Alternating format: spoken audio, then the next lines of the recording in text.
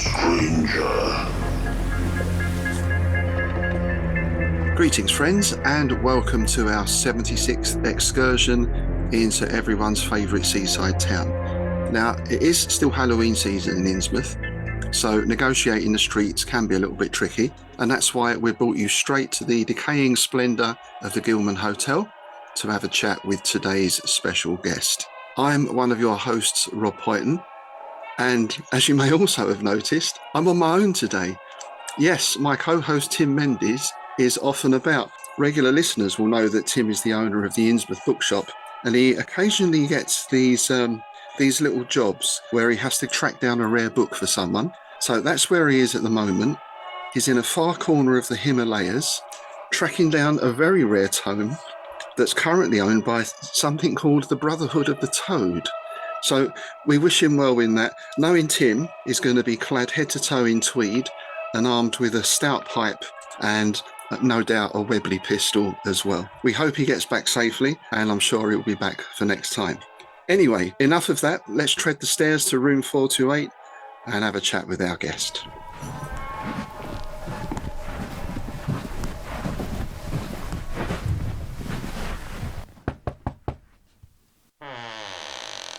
And here's our guest for today. It's Mike Mason. Hey, Mike, how you doing? Oh, hi. Hi, Rob. I'm good, thanks. And thanks for inviting me on. Well, thanks for coming in. Is this your first visit to Innsmouth? Well, you're Innsmouth, certainly, but I have been to some others, but in parallel dimensions. Yeah, it's one of those places that we think exists in a lot of different times and spaces. I think so. Yeah, there's although they may not always be called Innsmouth, but there's a few seaside towns in my youth that I look back on and think have a striking resemblance to it. It's strange that, isn't it? Is that an English thing, that sort of decaying, rundown seaside town? Seems to be quite a strong thing in a lot of people we talk to. Yeah, everyone has childhood memories of that kind of place. It's that kind of the Victorian seaside, the heyday in the 1800s, and by the time fellas like us were growing up in the 1970s or so forth, that Victorian splendor had lost its lustre, and I'm looking a bit worse for wear. So you can kind of so when Lovecraft talks about decaying buildings and that, I kind of like, well, yeah, we saw that, slightly different era, but I kind of get what that was about, certainly. Absolutely. And I mean, even as a kid, it was well after the war, but I can remember London being like corrugated iron and peeling paint and all that sort of stuff. Oh, sure, yeah. And I grew up near Leicester, and there was a lot of used to drive through, and there's a lot of prefab homes, for when people coming back from demob and all needed all the new homes built, and they built the prefabricated ones. And I still remember, driving past, all these prefab homes, and then, within the space of, 10, 20 years, they'd all gone, they'd all been redeveloped and so forth, but they were still there from the, from the 50s onwards. Yeah. Yeah. It's just interesting. I wonder if Lovecraft as an Anglophile was sort of unconsciously tapping into something there. I don't know. Maybe. That's a bit of a stretch, maybe. So could we start by, if you tell us something about your background, and in particular how you got into weird fiction and Lovecraft? Sure. Yeah. I mean, I got into weird fiction before I got into Lovecraft. I've always been fascinated by horror and that kind of stuff. As a kid, I was growing up, and I even just seeing movie posters for horror films that I was far too young to actually go and see, but they would fill my imagination and kind of, I'm not sure, maybe give me the odd nightmare, but I just used to be fascinated and kind of telling. I'd see a film poster and try and tell the story in my own head of what, and obviously it'd be awful. It's kind of like horrific childhood imagination. But, growing up in the 70s, we were surrounded with horror. You had film posters, you go to the newsagent, you pick up some comics, and there'd be, eerie and creepy and all these kind of horror, comics, which I devoured. But you know, just go and get an ice cream, or get a Dracula lolly. You know, Yeah, completely black icing with red jelly inside, kind of thing. So no matter where you turn, there was some kind of horror kind of theme to things. And TV, yeah, I'm sure you probably talked about this before on the podcast, but you know, children's TV in the 70s, Children of the Stones, The Changes, and so on, and Doctor Who, obviously. yeah. It was everywhere, you know, and it's kind of like seeped into me, I think. So I was a big reader, always have been, and I used to live around the corner from a secondhand bookshop, and they had a fantastic kind of sci-fi, horror, fantasy kind of, you know, section of all these great kind of paperbacks, you know, Clark Ashton Smith and, you know, all sorts. And so, I mean, obviously at the age I was, right, you know, about 8 or so, I was going in there each week, getting, you know, anthologies of short stories and the, you know, the horror anthologies, and then picking up books that had cool covers like the Clark Ashton Smith ones. But I didn't really know who the authors were. I was just reading the stories. And it wasn't till kind of, you know, towards the end of the 70s that I got kind of introduced to role playing as a, you know, a thing, and was immediately hooked, and started playing D&D, and then Traveller, and then a bit of RuneQuest and so forth. And then about 1982, a friend of mine, gaming friend, sort of rocked up with this Call of Cthulhu book, which I knew nothing about, and said, "Oh, you might like this." And he was right. and we started playing Cthulhu, and haven't looked back. And I mean, and for me, kind of discovering Call of Cthulhu the game, it was that kind of bringing together these two kind of passions I had, which was kind of, you know, horror and horror films and all that kind of stuff, and role playing. Yeah. And no one had really, you know, it was the first game to kind of be a horror role playing game. You know, D&D was great, but it was, you know, jumping around and swinging swords and sword and sorcery, but it wasn't horror. Sure. And so, yeah, I kind of fell in love with Call of Cthulhu, and that was, you know, part of my hobby for many years. And like many of us do, I started writing things for the game, and you know, just to kind of run myself at conventions and share with other people. And then I ended up running a small fanzine for Call of Cthulhu for a while called The Whisperer.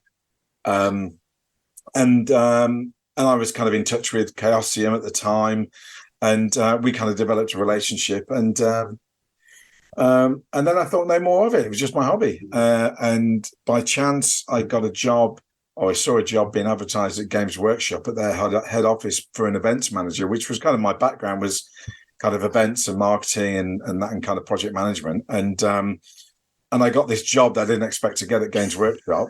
And so now we're kind of working in the games industry, you know, wow, that I never expected to. Yeah.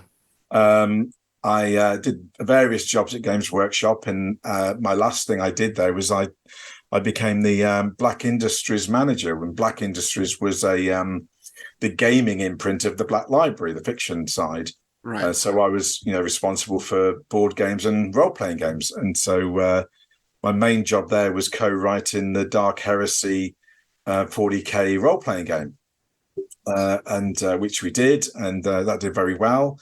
And then GW, like it often does, decides to kind of change its mind, and decided it didn't want a games division anymore in terms of, you know, role-playing and board games, and sold the kind of license for those kind of properties to Fantasy Flight Games. Yeah. So I now had no job, and so I drifted back into what I was called the real world, in doing, you know, normal mundane work. Yeah.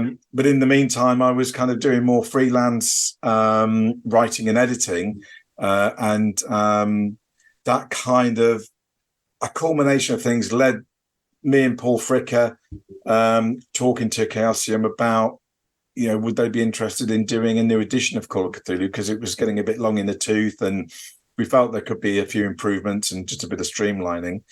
And we were very surprised when they just turned around and went, "Yes, could you do it then?" And we went, "Okay."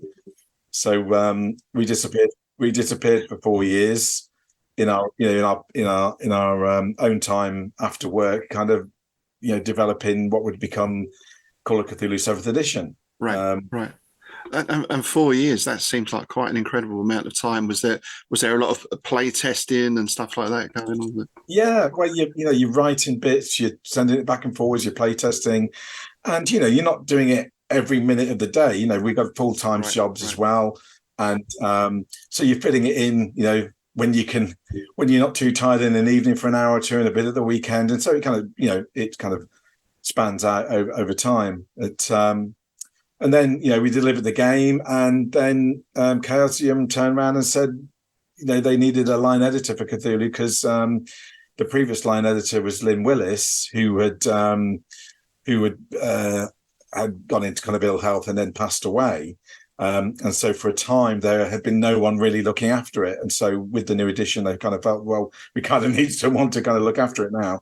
And I was very fortunate. They kind of, they knew me. I'd been working with them for quite a long time before the 7th edition stuff anyway. And they offered me the role, and that's kind of where I am today. So I've been doing that for 10 years. It's crazy. I had at the time, I've not been there 10 years. Time flies when you're having fun.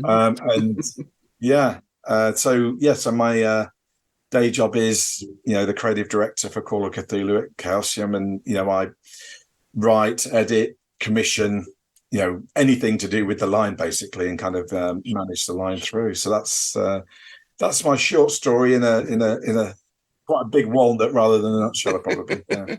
That's quite a story, really. And I always think it's nice when your hobby becomes your living or your profession. It can be a two-sided coin, right? Because you're doing something you love. Yeah. But does that affect? Do you still play as much as you did? And I found through doing a lot of editing, if I read something now, it's hard not to read it through an editor's lens. Do you have the same with gaming? Yeah, that's. Yeah, I absolutely. Yeah, I still game. I probably don't game quite as much as I used to. But when and also the other kind of side to that is when I do game, I'm normally play testing Call of Cthulhu stuff. So I don't get it. Whereas, the different home groups I've had over the years, we'd play a variety of games. I don't get to play that variety myself, which is why I like to go to conventions, because I get the opportunity to then just sit in a game and be a player and play something I've not worked on, and get to see some new stuff and play some old favorites. So I try and do that when I can get the opportunity. But a bit like you, I read your role-playing books, role-playing scenarios, and I have that kind of critical kind of editorial line in terms of, well, I wouldn't have done it that way, or they've missed that one, or they whatever it is. But also that does extend to other media, because particularly with Call of Cthulhu, because because a lot of them are based around a mystery.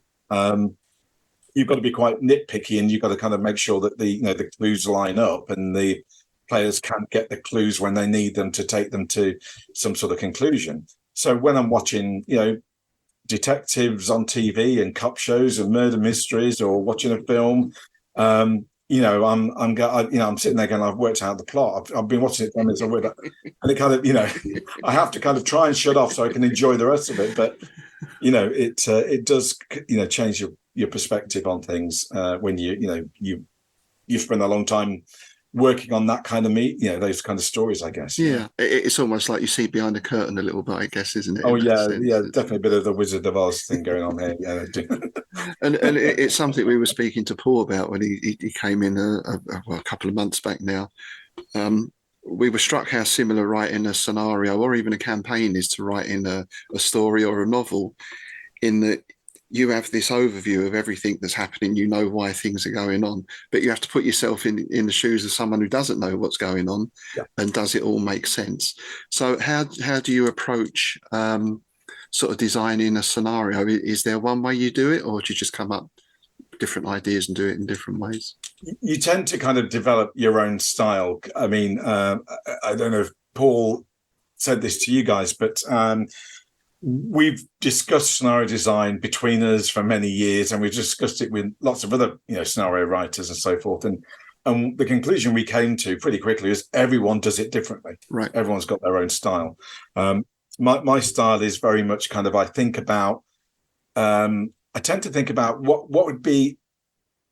I tend to think of a scene, either like an opening scene or something, maybe the climax, or just an event that would be kind of cool, such as, or they go down into the tunnels and they find this thing that they're not expecting, and it kind of sits in your head for a while, and then you kind of try to extrapolate a story from that. You try and think, well, what is down there, and why are the investigators going down there, and what happens if they find it, and what happens if they don't. And you start asking those questions, and then you kind of start to form an idea of what the scenario is.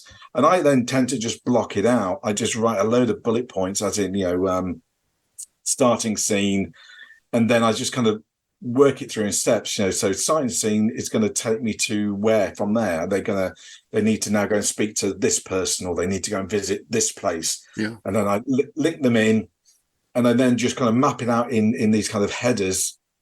And then I go back to the start and start writing it, and kind of trying to follow the kind of the branching kind of tree that I've kind of done in note form.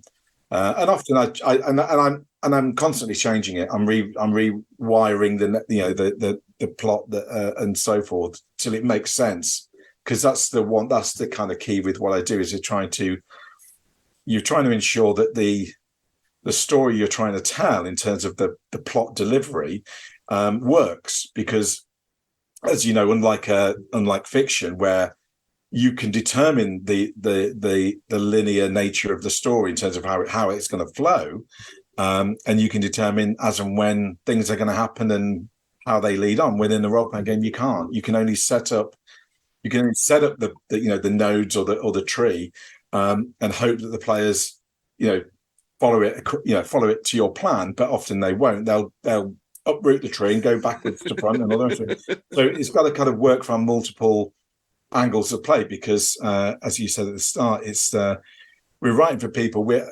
writing for people who we will never meet. We can't tell them how to play it. We just have to kind of give them the tools to be able to tell. And it's always their version of the story. I've got the story in my head how it is, but actually, that's not a role-playing game, that's a novel. So the players have got to kind of take the chunks of the story that I can present to them, and then weave it together with their own story. And so you are kind of providing this kind of strange hybrid of technical writing and fiction, and meshing it together in a way that someone can understand, and then present it to some other people. It's Well, yeah, because it's not even direct to the player as such, is it? That's right. It's through the keeper, and the keeper might change things or switch things around. And it strikes me it's a very fine balance. I mean, in terms of like computer games, I play a lot of Conan Exiles on the Xbox, which is a total open world thing. You can roam around, you can do pretty much what you want, go where you want. And then a little while back, I played I think it was the latest Call of Cthulhu game, which was very good in places and enjoyable, but it really felt like I was on rails. Oh yeah, you can, and that's what, when you try to explain role playing to somebody who's really into computer games, who's never experienced role playing games, and you try and say, well, you can do anything, and they go, well, I can do anything, and I can play this open world, and I can do anything, and then I say, well, okay, can I go and it's like, so I was talking to somebody about Grand Theft Auto, and they were saying, oh, it's an open world, you can do anything. I said, well, can I go in the shop and buy a pint of milk? Well, no, you won't want to do that. Well, you just said it's an open world. I can do anything. Why can't I go and buy a bottle of milk? Yeah. And then we talk it through and go, well, because the computer the programming wants you to do certain things and will not allow you to do other things. Sure. The difference with the role playing game is you can do anything. You can go and buy a bottle of milk if that's what you really want to do, because there is no track you have to follow. But yeah, that kind of linear approach, and you obviously do get some scenarios that are pretty linear, and others that are more freeform. But I think there's horses for courses, and if you're starting out, if you're new to role playing, actually playing some linear ones is a really good thing, because you get to understand how the game works and how plots work in terms of how they move through. Because no plot survives contact with the players, do they? Exactly, yeah. we're playing 7th edition at the moment and scenarios, and we've got a newish player in, and bless him, he suddenly goes off, well, I'm going to go and shoot this guy. And it's like, no. So, okay, you're all in jail and et cetera, et cetera. In a way, that's good because it gives you those little curveballs and you feel like you're more involved in the process rather than just mashing buttons. Well, that's it. I mean, the beauty of role-playing games, and I think Call of Cthulhu in particular, is because they are very malleable. You can just run a published scenario straight from the book and just play it as it's written, and you don't need to apply any kind of creativity. You can just run it. But most players want to kind of interject their stuff, and so you can have the players developing their characters and telling their stories and developing their own kind of character plots, which kind of run in and out of and parallel to the actual mystery plot. Absolutely. And sometimes some groups will really dial up their character plots more, and they become more important than the actual, the scenario plot. Yeah. And that kind of ticks along in the background until it kind of, jumps up at appropriate points. And that's great because that's the story the group want to tell. And that's why I think, if you're into role-playing games, that's what you can really get a lot out of them because you can inject your kind of style of play into them. But it's like I say, role-playing games aren't for everyone, just like building airfix kits isn't for everyone. Some people really like it, some people don't. And it's the same with role-playing, and it's the same with the different kind of flavors of role-playing. Cthulhu is a horror game, and if you're not into horror and you prefer kind of anime, kind of happy stories about bunnies and squirrels, it's probably not the game for you. But there are games that are about bunnies and squirrels that you can get playing. You have a great time doing that, and it's finding your niche really, like in most things. If you sport football, you're going to find your team, aren't you? And they're going to be your flavour, as it were, yeah. Well, it's usually imposed on you. Well, yeah. It's a bad example, isn't it? No one supported Arsenal in my family. Let's put it like that. So, yeah.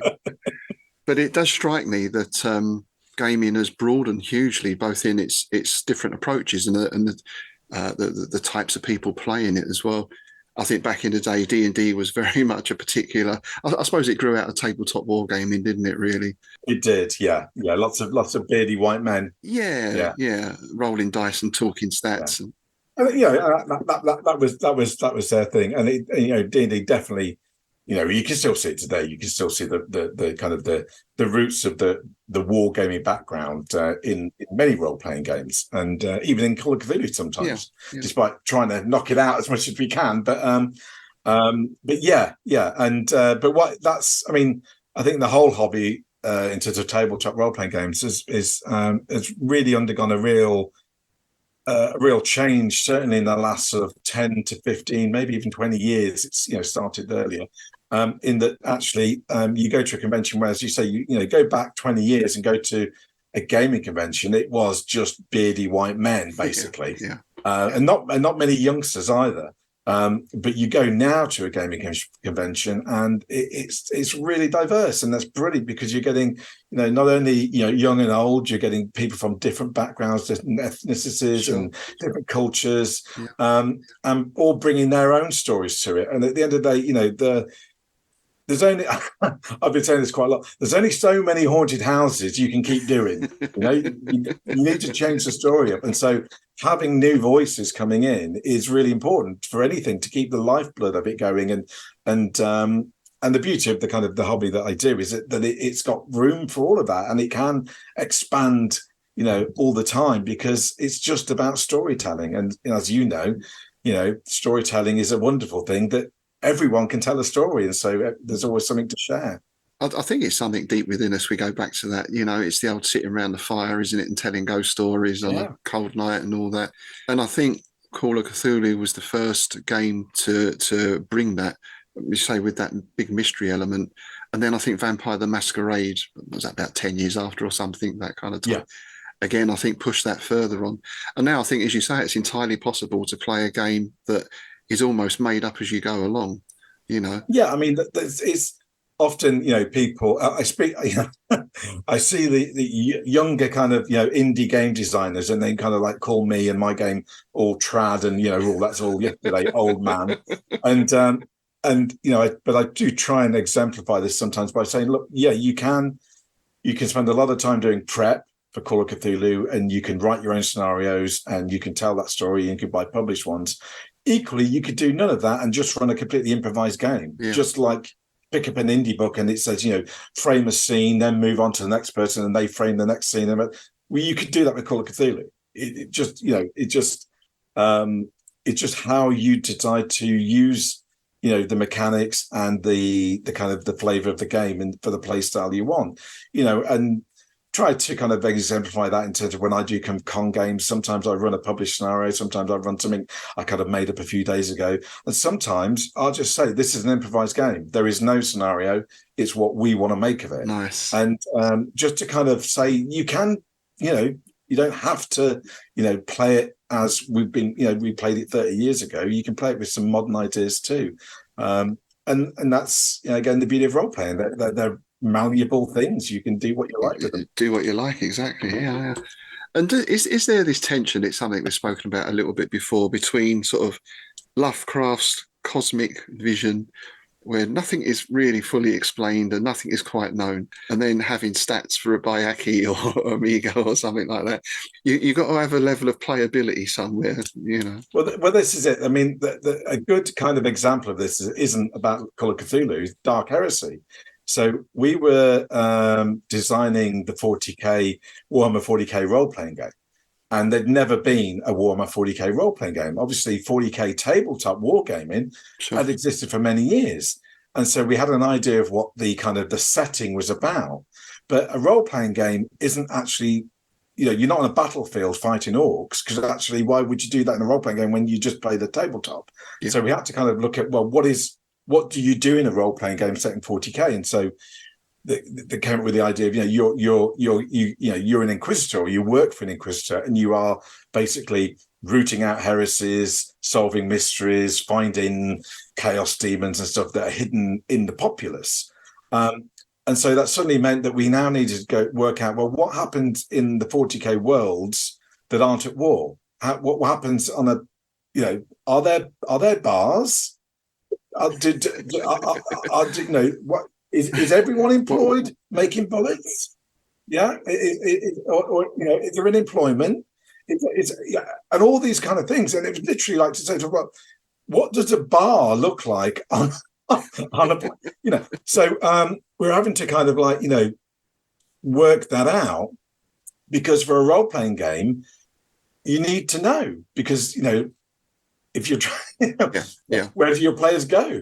So for on the kind of the Call of Cthulhu side is that, I mean, there's an easy way of looking at this. Well, either the monsters have game mechanics and you build them so there's a level of parity with the characters that are being created, as in their characters have a means to defeat the monsters and vice versa. Right. Or you just say, well, they're Lovecraftian monsters. They are unknowable, and there are no game stats. If you see one, you either lose your sanity or they eat you. And the trouble with that kind of game is you can do it and maybe have one game where you that works okay for a one shot. But if you want to play it again, you're going to get bored pretty quickly, because all your characters do is die every time. Yes, absolutely. Mechanic. You kind of need a baseline of mechanics. But as I think I even say in some of the books, it's like, this is our version for the game. This is your baseline. You can change it. You can, if our Bayakis are too strong or too weak, change it. If you want your Bayakis to look like serpent people, well, just do that and change the name or whatever it is, because there is no canon. I mean, that's the rule is that there was no canon for Lovecraft, because he didn't invent one, and he kind of almost rallied against that kind of thing, and it was an open, he shared it immediately into like an open universe where anyone could pitch their ideas and change things. And the way I've always, approached Call of Cthulhu as a game is that, it's an open It's an open world. There's no canon. The only canon that exists is within the framework of a particular campaign, as in this villain is a villain and is always going to be a villain unless the players convince him otherwise, or whatever. Sure.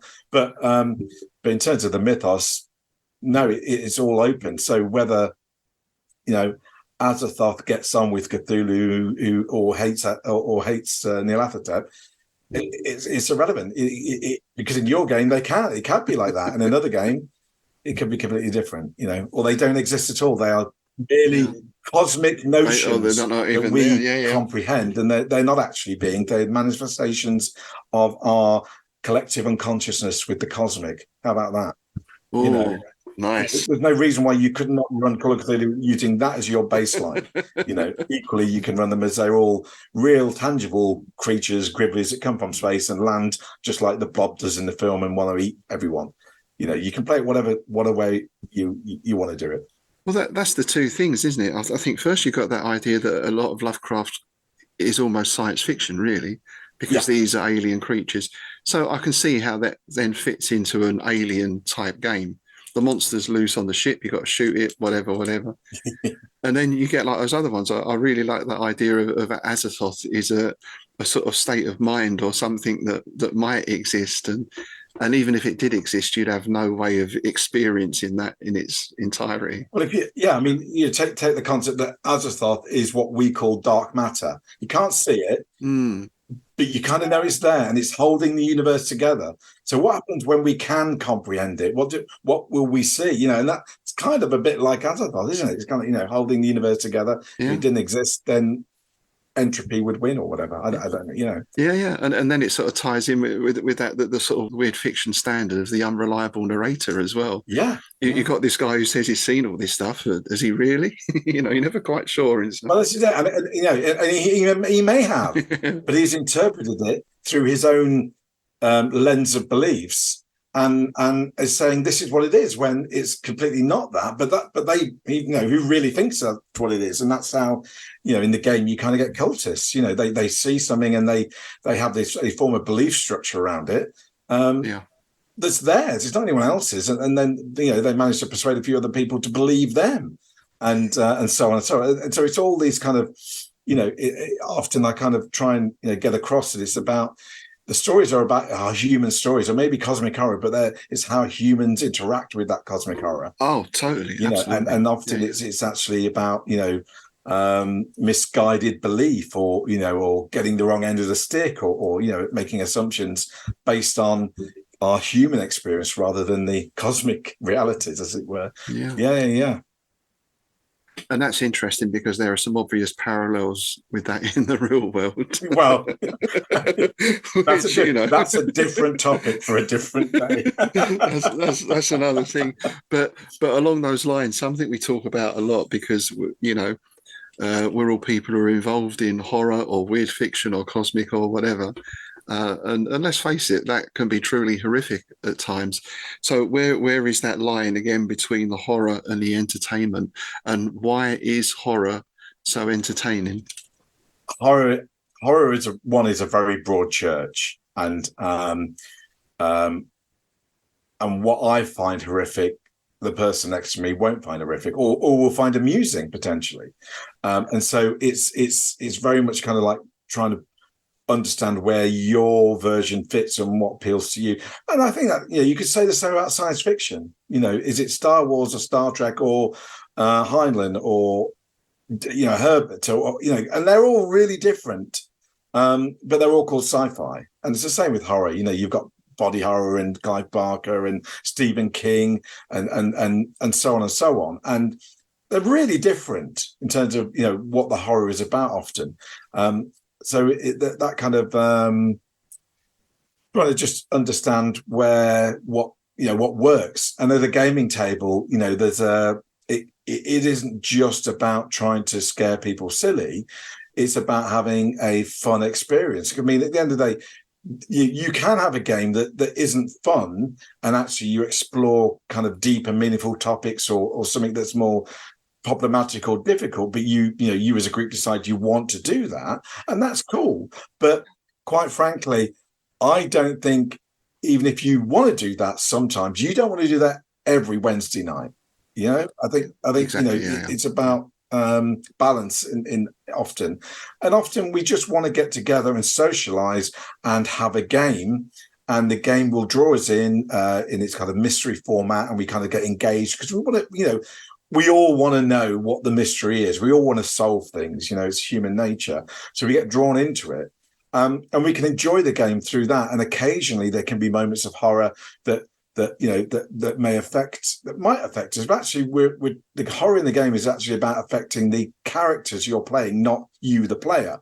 Because obviously, we don't want to send people away from the gaming table and then traumatized and having nightmares in real life for the next 6 months. That's not the point of the game. The point of the game is to have fun. Ultimately, at the end of the day, that's why it's a game. It's called their game. So it's ensuring the balance and ensuring that you with particularly, I think it's more, there's a sharper kind of edge to it with horror, because horror is meant to be confrontational. It is meant to be disturbing and uncomfortable at times, and they're all different scales, from slightly uncomfortable to very uncomfortable, and so with a horror game, it's quite important usually to kind of understand your group and what they want in a game, and that's that whole kind of talking about this up front, kind of getting any kind of problem areas agreed, as in we don't want to actually half the group are really, really highly phobic of spiders, and we just don't want to be kind of encountering spiders in the game because it's going to set us on edge. Can we not do that? And you can have those kind of conversations and find, the path that's right for your group, and also the kind of the tone of the game. Do we want,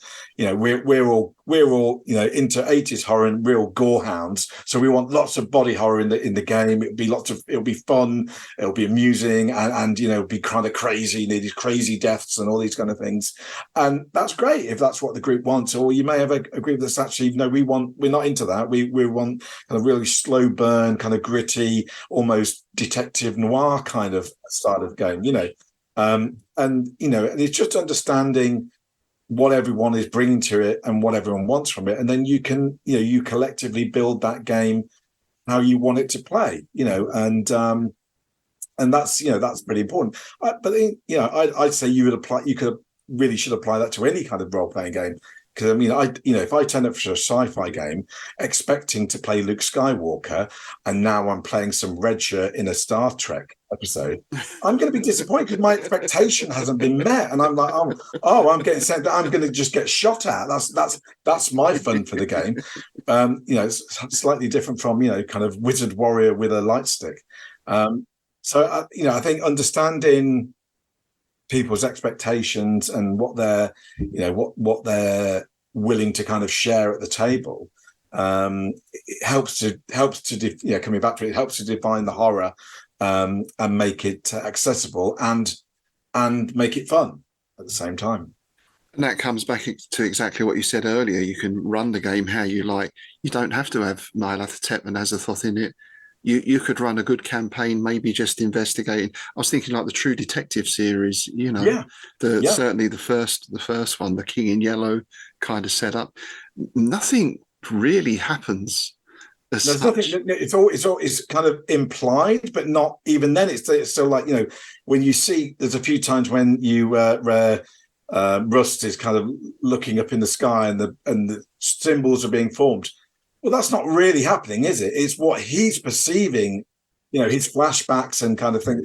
And so you can still incorporate kind of the horror or the cosmic horror and the weirdness, but make it, it didn't really happen. It's what your character thought happened, and none of the other characters saw it either. And it's like, we in the back of the rule book, you've got the kind of the mythos monsters, which is obviously the main thing. But beyond that, there's what we call kind of classic monsters or folklore monsters. So werewolves and vampires, Bigfoot, and all that kind of thing. So you can play a whole kind of Call of Cthulhu game or campaign with no mythos in it. If you want to run gothic hammer horror kind of style movie games, well, you can. I mean, the rules support that. So again, choosing your kind of flavor of horror or varying it as you go, just keeps the game fresh, doesn't it? Yeah, I've got a nice vision of Victorian London with ghouls in the sewers or something. It'd be a nice little campaign, absolutely. A mad scientist or something. I was listening to the previous podcast when you were talking about A Night in Lonesome October. Ah, yeah, and which is a favorite of mine as well. But I think you guys were. I don't know if it was you, Rob, or not, but one of you would. I think you just made a quip about this would make a great game if everyone played these characters and why not? Yeah. Imagine it. You get to play the Count, or you get to play Renfield, and you've got to do this and do that, and you kind of like do a bit of a combination with a bit of influence from the old Paranoia role-playing game, where everyone's got their secret agendas, and obviously you're an opener, you're a closer, but you don't tell anyone until the very last moment, and then see how it pans out. But you could easily use Cthulhu as well as different rule sets would do a similar thing. But I did love Paranoia. I never played a lot of Paranoia, but I always really enjoyed that. I thought that was a great. I found Paranoia was a really fun read. And then when you got to the gaming table, the game would be over in about 5 seconds when all the players would just murder each other within 5 seconds because it was funny. And then you kind of, there's no game left now. Yeah, let's get something else out instead. Yeah. I think as well that speaks to the we've spoken about this before, the universality of Lovecraft in terms of the cosmic horror, because you can apply it to any era, any time, any situation. And of course, we see that in the Call of Cthulhu world. We've got settings for Gaslight London, we've got settings for ancient Rome. So do you have a particular favourite era, or is there one era that you've not sort of delved into yet that you'd like to have a go at? Well, there's many eras we've not dealt in, not yet, kind of done anything with. They're still kind of sitting on the tree to be kind of cherry picked at some point. But there's the kind of the kind of classic 1920s. I always say 1920s, 30s because they're slightly different decades, but they kind of do kind of bleed into one, historically in terms of when you look back. But that kind of swinging, roaring 20s kind of vibe, I've always loved. I think people dress better for a start, so just like it. There's and the whole kind of the rise of crime provides really interesting villains or third party villains to the monsters, if you see what I mean. So I always really love that, but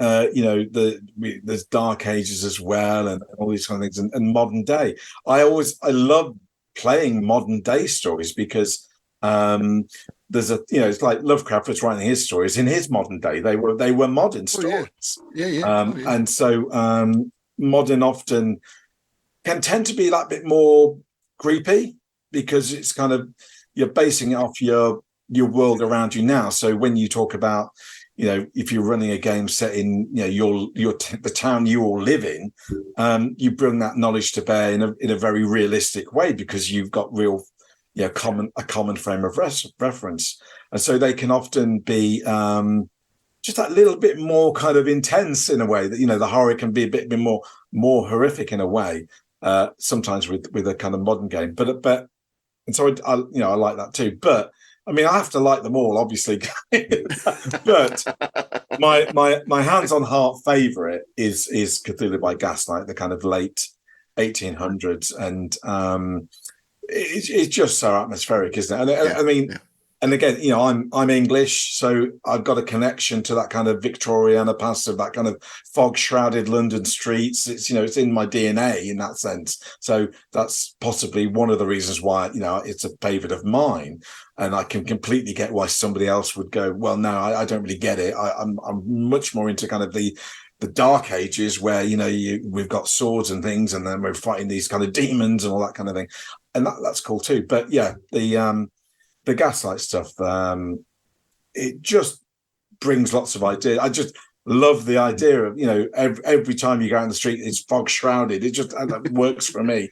So I'm really excited because we've got the new the new edition of Gaslight coming out next year. So so most of this year have been spent working on Gaslight, so it's kind of in my head at the moment. Excellent. But so really looking forward to getting those books out next year, because they've I know that they've really built on the foundations of the previous kind of editions of Gaslight, and taken all the best bits and then kind of added more layers and more information and stuff. So I think hopefully people will be really pleased with those, especially those who are into the old fog shrouded 1800 streets like I am. So into Saucy Jack and all the rest. Yeah.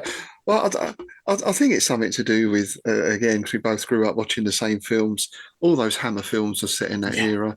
And even if I think about the Roger Corman, the Poe films, they were that kind of era. Yeah, you're not far removed, are you?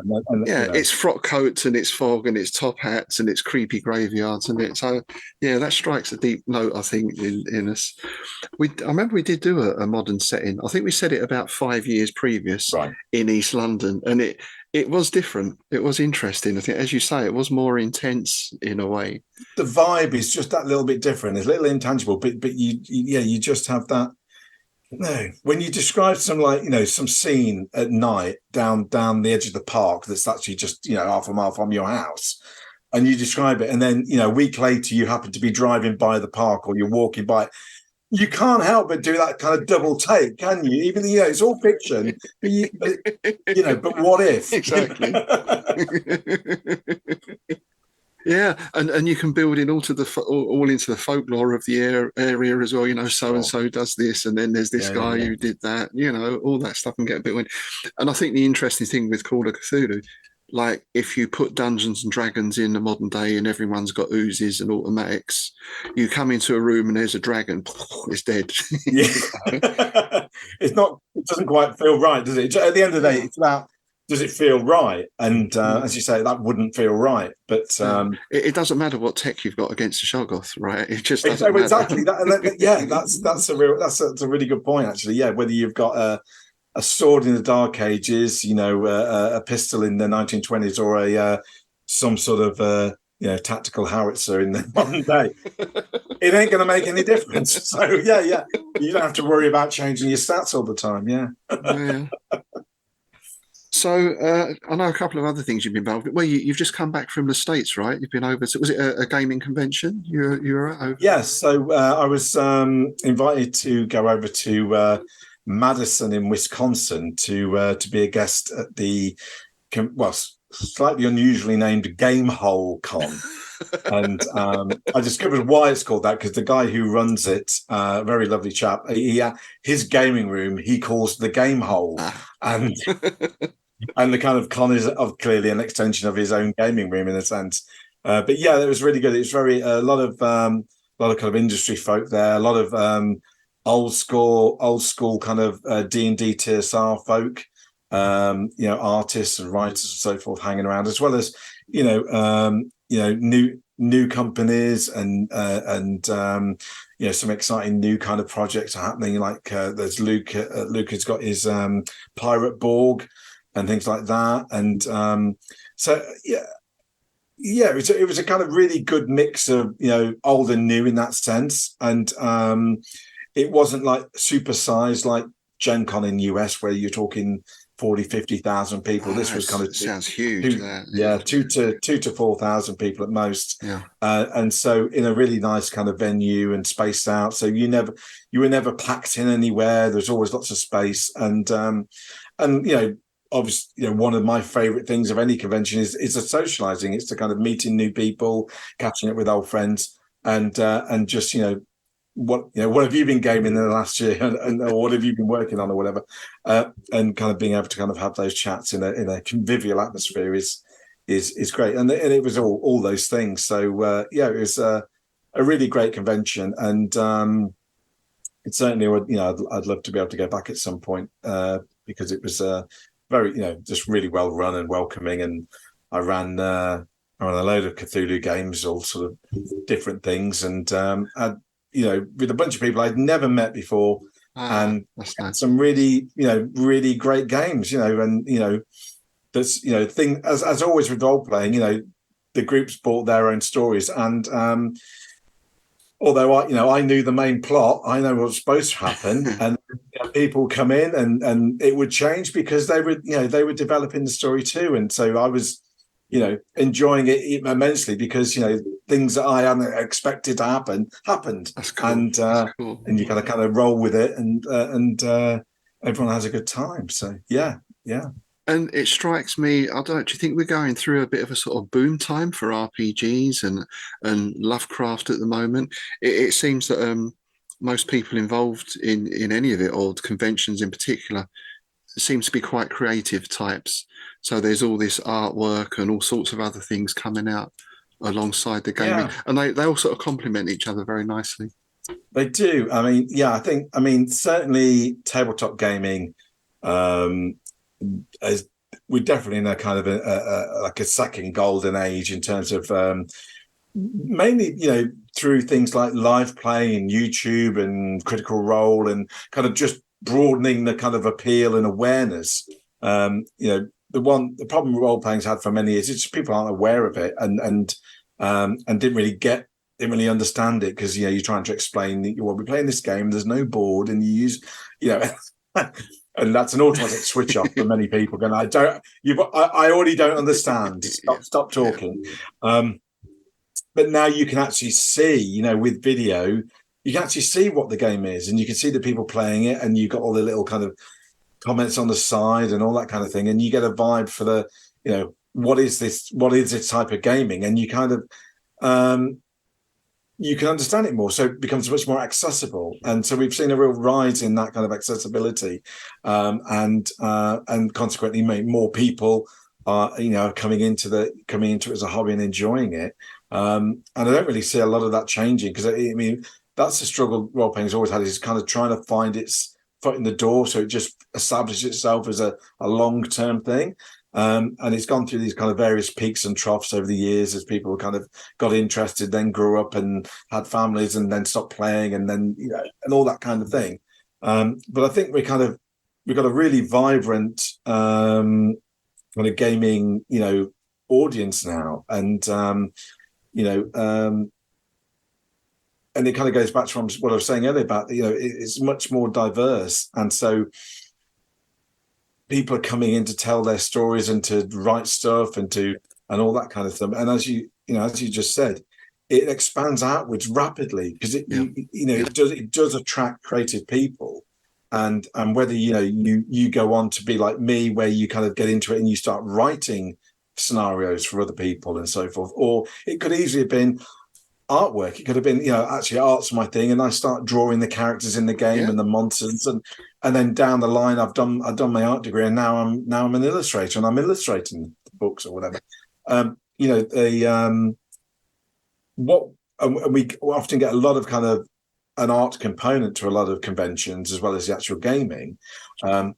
And I think we're starting to see that kind of broaden out even more. I mean, Necronomicon in Providence, which is the Lovecraftian kind of convention, which happens every 2 years. They really do this really well, because they have a gaming track, they have a literary track where if you're not a gamer, you can go to talks on authors and critical analysis.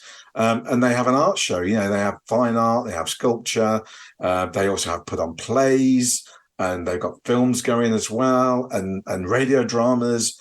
I mean, all these kind of things, and they all link in to the same kind of subject matter, and that kind of Venn diagram of the kind of person going to Necronomicon. Often you like many of these things, and so you're trying to choose what you're going to fill your time with all these different things, and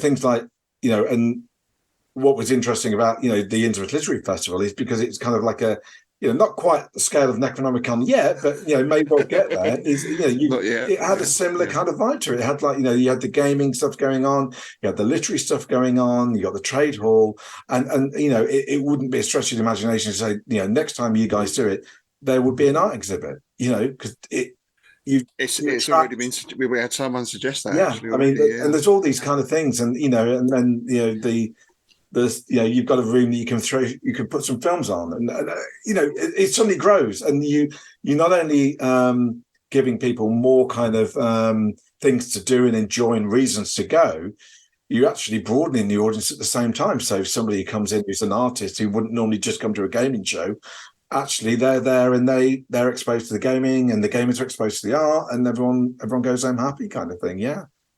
I'm glad you said that, because that was kind of what we were aiming for, especially the Necronomicon idea. And our problem was we almost had too much to put on. Yeah.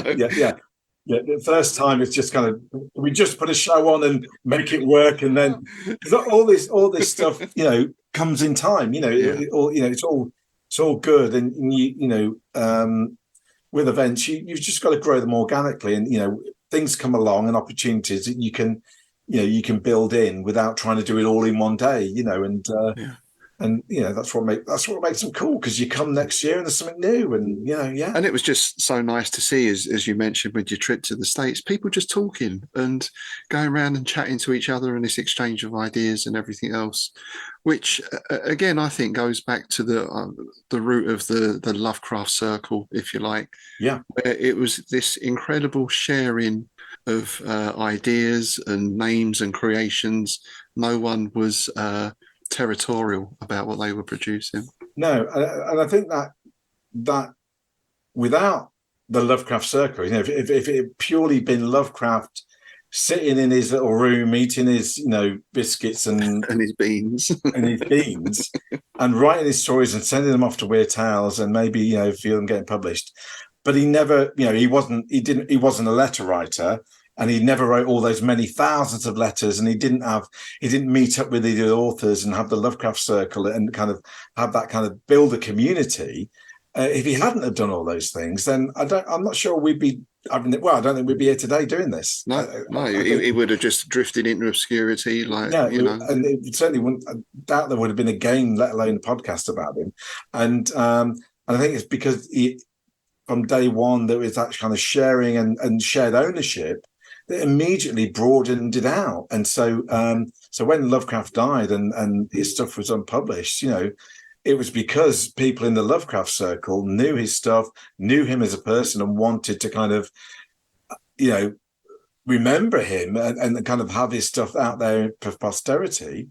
They did that. And that, if he hadn't been friends with those people, they wouldn't have even known where to start, probably. So, yeah, true. Very true. Very true. Do you think he would have liked RPGs? Do you think he would have been?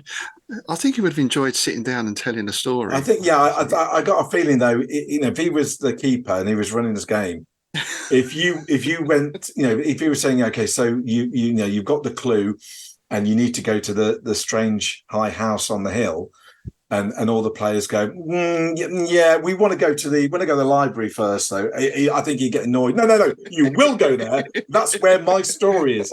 I think he might get a bit author about it, but I imagine he would give it a go. I mean, often, he's a man with many faults, as we know. But one of the things he seems to get mischaracterized sometimes in terms of his personality, in terms of being quite staid and unhumorous and so on, but he did have a massive sense of humor, if you go to the Necronomicon show in Providence where he lived, and they have their opening reception in the meeting house, which was there in Lovecraft's day, and in there they've got an organ and they play music during this kind of opening event, and often there'll be a bit of "Yes, we have no bananas" music played, because Lovecraft at one point tried to break in there to play "Yes, we have no bananas" on the organ. So clearly he had some sort of sense of humor. But yeah, so it's so I think he would have seen the funny side to some of the role play stuff, but I'm not sure if I get it. I just get a sense it wouldn't be pure enough for him in terms of purity of the story or vision of the story, allowing players to mess around with it. That's like giving it to an editor, isn't it? And letting changing it or something. I don't know. I think, the worst kind of editor in a sense, because he'd have been. I think he chastised someone once because they said the day on Venus is 28 hours long, and he said no, it's 27 and a half hours. Yes, yeah. It might have been that player we've all had at the gaming table at some time that we don't want to play with again. They're a little bit annoying, but yeah, I mean that's putting aside him not getting punched by most of the players if he's like spouting some sort of racist crap or something. Well, there is that angle. There's all that problematic side too that wouldn't have washed. Yeah. That wouldn't wash really, would it? But yeah. So I don't know. I always imagine that Clark Ashton Smith would be more fun to have a game with. Oh, you'd want to hang out with Smith, wouldn't you? I just think I don't know. He just seems like a guy who's had a lot of life experience and therefore would be an interesting guy to have a conversation with and play a game with. Whereas Lovecraft, there's a lot of issues around that sometimes. But somebody like Clark Ashton Smith, who is a little bit more, I don't know, free love and a bit more let your hair down, would be interesting, But that's it's an interesting combination of those three, isn't it? Lovecraft, Smith, and Howard. It's almost like I think like that Star Trek thing, Spock, Kirk, and McCoy.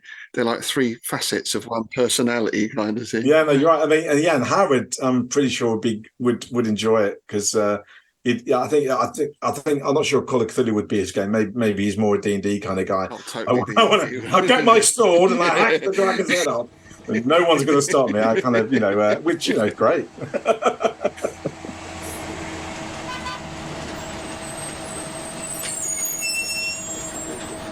All right. Well, I see the sun is going down over the yardarm, and I hear the bus has just pulled up outside.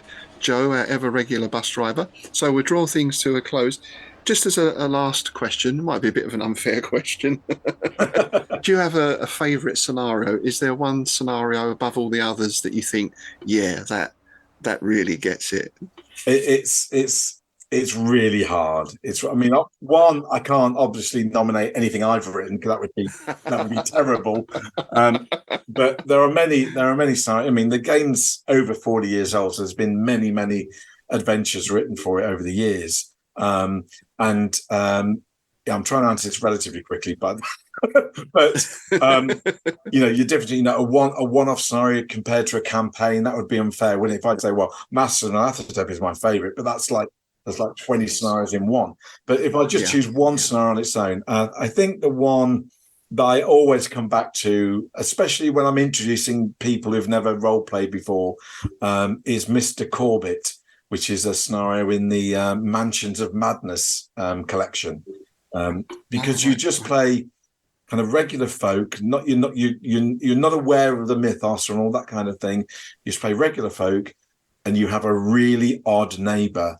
And by watching the neighbour, you watch the neighbour do some really weird things. You kind of get drawn into this story and figure out that we can't let him get away with what he's doing. Someone's got to stop him, and you kind of turn that kind of suburban kind of mystery horror, and it just works really well. And it's a lovely kind of classic scenario that kind of we kind of redeveloped for the new edition. And but there are many other. I mean, I'm plucking one that I could have easily have said, Edge of Darkness or something like that.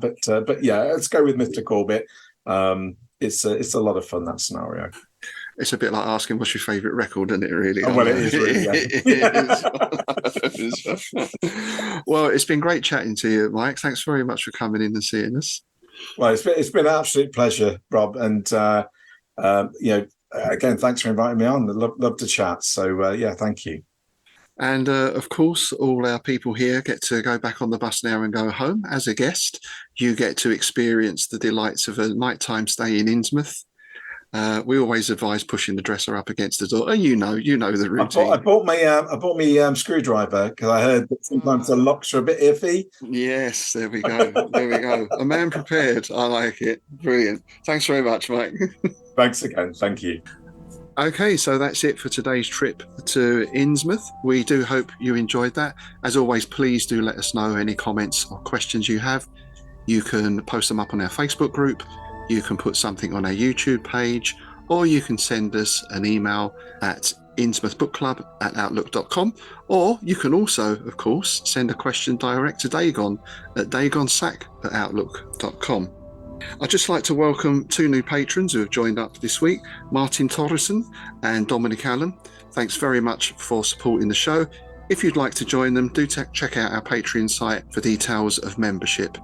You get bonus content for the Innsmouth Book Club and Strange Shadows, as well as a quarterly copy of Innsmouth News and various other goodies and bits and pieces as well. So that's it from Innsmouth for this week. Thanks very much for listening. We'll see you next time. And with that, it's goodbye from me, Rob Poyton, and I'm sure Tim, wherever he is waving goodbye too.